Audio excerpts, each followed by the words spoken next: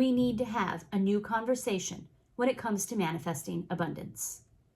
If you clicked on this video, then I am sure that you have an intuitive feeling that change has come to the collective.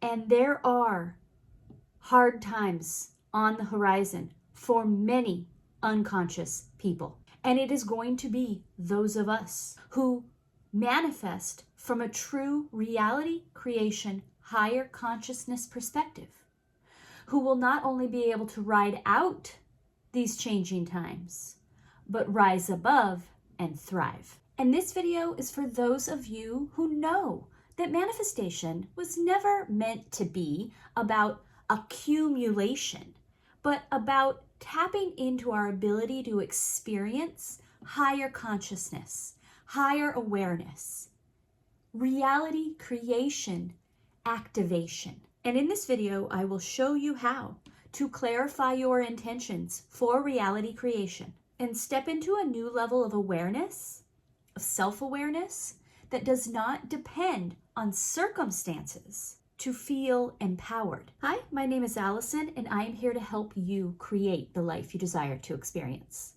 And the second half of this video is full of steps and self-reflection questions that you can take to make your life happen in the way you desire. But first, we must have a conversation about why it's necessary that we shift our thinking and conversation we have about manifesting abundance and reality creation in general.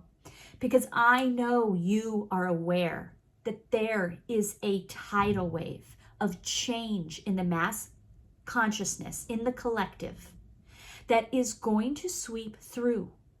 And it is going to catch up and take those people with a lower vibration, those people who are still operating in lack, and I do not want you to be one of them. I will say that this video, this conversation, is the most important video I've ever done. So let's back up and let me ask you, why did you get into manifestation in the first place? I came into it because I was having an extremely difficult time with a client at work. She could definitely be classified as an energy vampire. And it was in my daily contrast and heavy resistance to this person and this situation that I found Abraham Hicks. And I started on a very deliberate journey to feel better. This was the goal. Intensely, every day, I tried to reclaim my own personal power because I felt so weak and helpless to be so triggered by someone else. Now, it could be that you have a similar story, that you were feeling so disempowered by people or conditions of your life that you thought manifesting might be a good avenue for me to get out of this, to feel better, to take back some power. So no matter how you or anyone got into manifestation, there comes a point in the journeys where manifestors sort of fall into two groups. And it's important that we distinguish them here. One is the group that I call the conscious creator. There are those in manifestation who are self-aware, who understand that while they may have a desire for a partner or to manifest a home, we are self-aware enough to understand that the goal is not just to get more, but to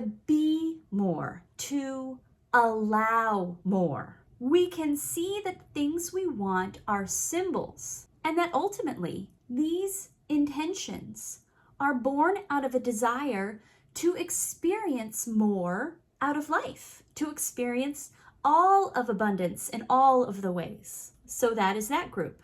And I am certain you are in this group. You would not have been attracted to this video if you weren't. And you certainly wouldn't still be watching. So then there's the other group, and I would call them the unconscious seeker. They desire, but are unconscious to the true energy of their desire. They ultimately carry a belief that if they just manifest the car, the partner, the home, the luxury items, then they'll finally feel a level of status, acceptance, safety, and wellness that will bring them fulfillment. But we know, I'm sure you can hear, that that is a position of lack. And so they will continue trying to manifest, chasing symbols, instead of embodying the energy they represent. And we can know that that system is antithetical to reality creation. Because as Frederick Dodson says, well-being is not the goal, it's the starting point. Now, I will bring in another point here, and then we'll tie it all together and get to the meat of this, okay? With this other group of manifestors, these unconscious seekers, who we don't look down upon, they don't know. I was one once. We probably all had a version of this in us until we grew in our manifestation practice. But there are manifestation teachers out there, of course, who are a perfect match for this group. And they make videos encouraging people to continue reaching for more without ever giving them the tools to rise in consciousness. Of course, these teachers exist because there is an energy calling for them. So again, we don't think badly about them. It's a specific energy. But these people keep this group of struggling manifestors struggling. And they promote a way of manifestation as accumulation that does not help them grow in vibration. And so now you might think, well, okay, so I may be aware of the true nature of my desires and the energy and embodiment, and I can work on that, but also I might as well throw in some, quick manifesting methods. What's the harm, right? I mean, best of both worlds here, why not? I get that that sounds totally reasonable, but here's something I want you to understand, and I promise to not just tell you it, I'm gonna back it up. That is a trap. That kind of material-based manifesting, objects equal happiness, is a trap designed by a certain level of energy to keep other people, lower levels of energy, low. It creates a cycle where people just constantly need to consume. It's glorifying the things out here that I don't have instead of awakening and utilizing the power I already do have. It keeps a big segment of the population focused externally. Their time, their attention, their energy. Many people believe if I could just get this thing, wealth, status, then I would be in a position of power. And then I'd be safe, comfortable, free. But the thing is that the people in power know that their power does not come from their wealth and status. It's their energy state.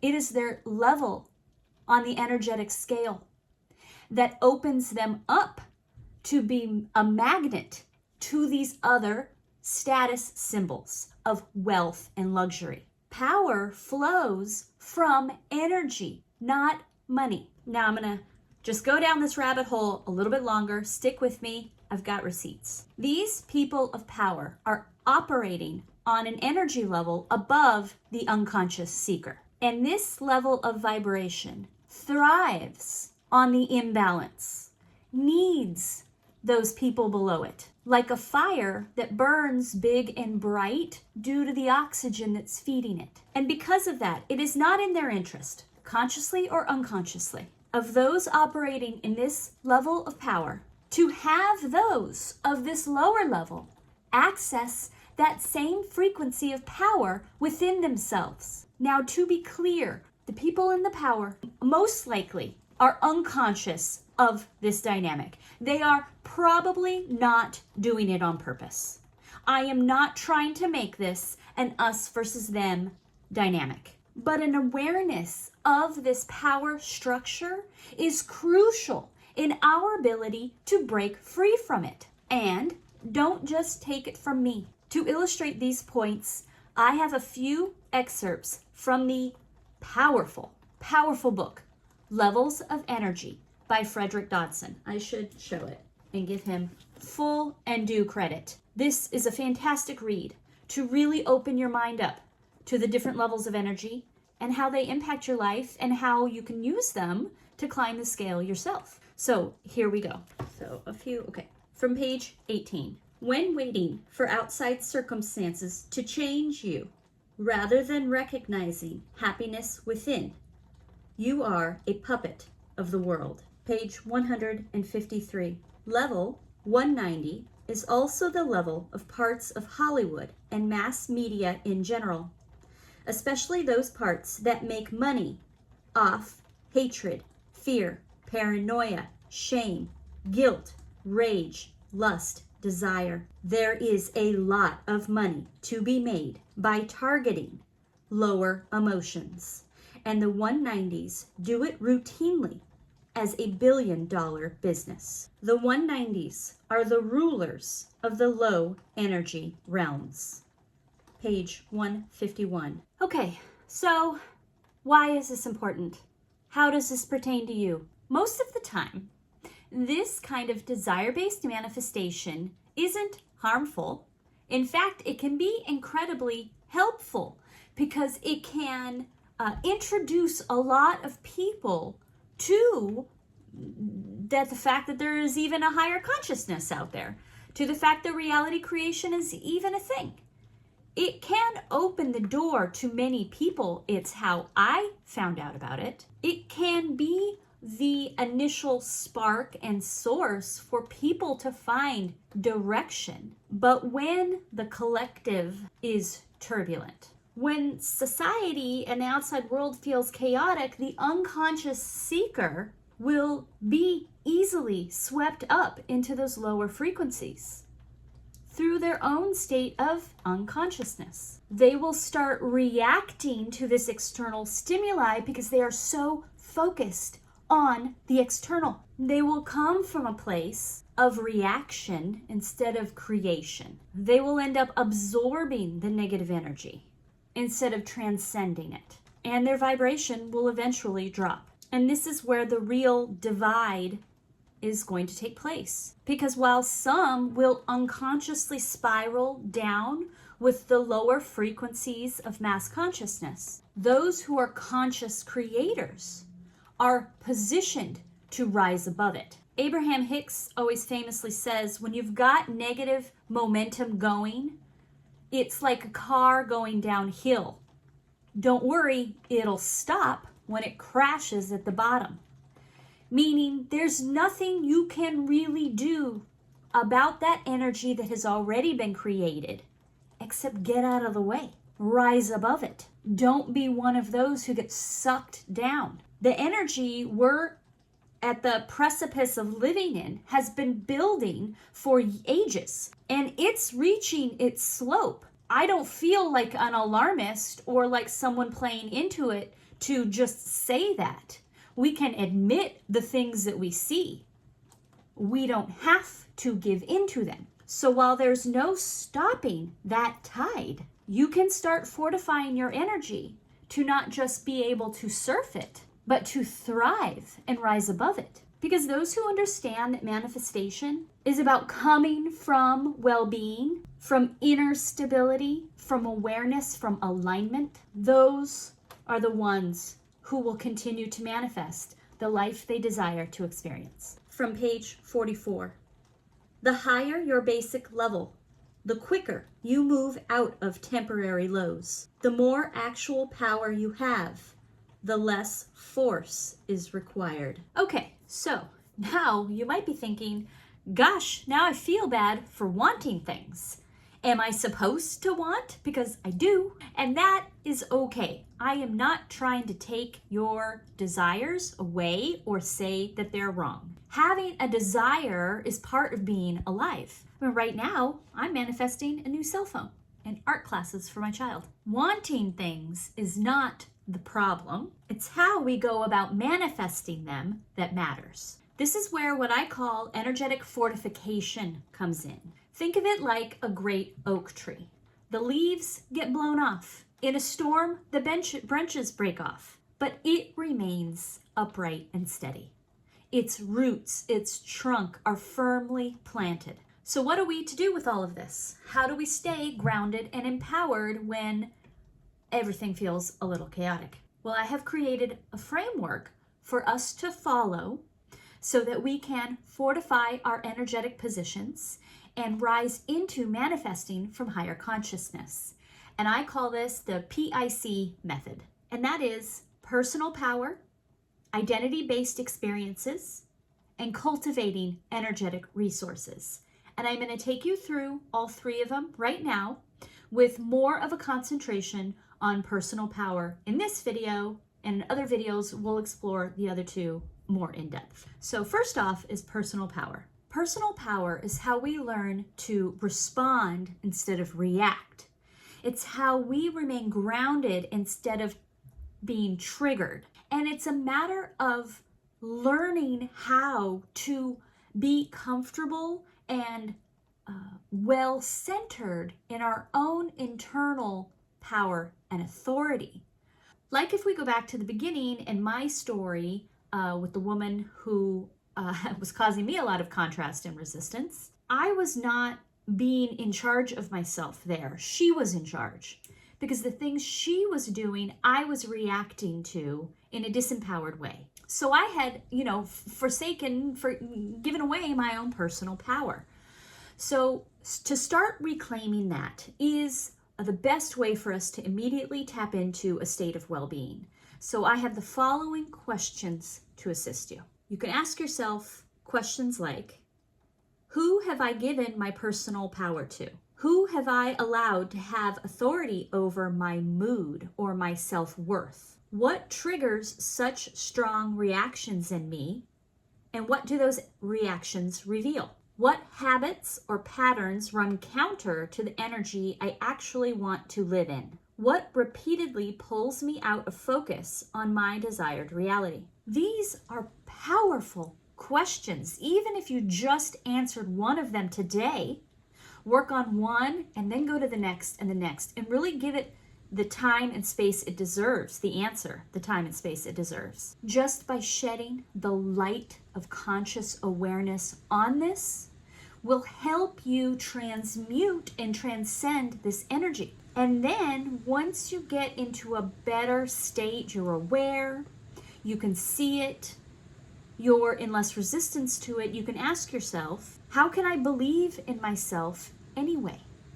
In spite of these past behaviors, in spite of my being triggered by something right now in my current reality, how can I believe in myself anyways? How can I allow myself the space to adjust my perspective and energy? Can you forgive yourself for having these reactions? And from here, from this honest self-awareness and conscious reflection, you can position yourself in a state of well-being. A state of well-being doesn't mean I'm happy, butterflies, sunshine, rainbows.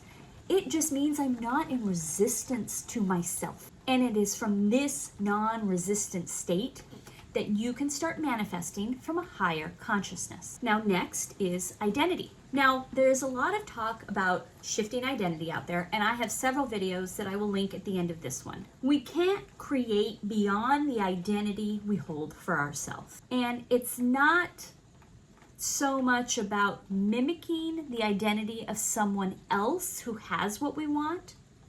That can be helpful to develop habits and thought patterns, but really to open ourselves up to higher consciousness manifesting, we have to just allow that who I am now is capable. All I need to do is open myself up to allowing myself to be that type of person already. And so one of the best questions to help you open yourself up to this idea is to ask yourself, what is a natural expression of being the type of person who has my desired experience? See what naturally feels like a next step, not some ideal that you see out there in the world, but for you, what feels intuitively comfortable, or maybe like a little bit of a stretch, but it just comes to you as this is something I can try, I can do, I can allow myself to focus in this way. This is what feels like a natural progression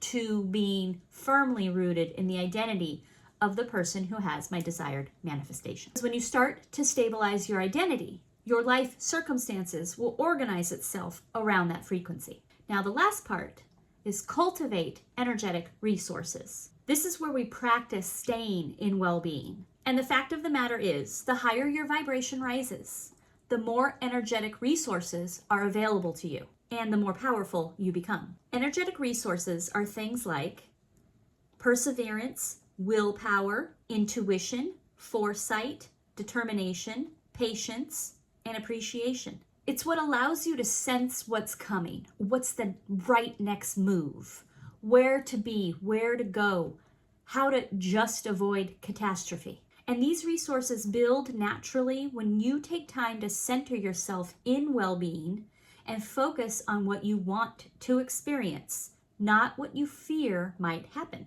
And when you are doing things that feel natural, that of course I have the energy to do this, this lights me up, then you know you are taking action from a place of expansion, not effort. And that's the key. So here are some questions you can ask yourself to cultivate energetic resources. What makes me feel inspired, creative, free? How can I cultivate more of those feelings? What new habits or out-of-the-box activities can I take on to start expressing more of myself? What would I do if I had an extra 4 hours every day? These questions can help you tune into true desires and help open you up to the idea that there is more of you ready and able to experience more of what life has to offer. This is a higher consciousness way of tapping into abundance. And that nugget is just for you guys who have made it through this video. And I just want to end by saying that this is what my channel is going to really focus on from here on out. Helping you manifest not from lack, but from your internal power and authority, your alignment and well-being, so that we are no longer pawns in somebody else's energetic game. Thank you, and I hope that you got some value from this video, and I look forward to bringing you more. And I would greatly appreciate a like and subscribe if that resonates with you. Thank you.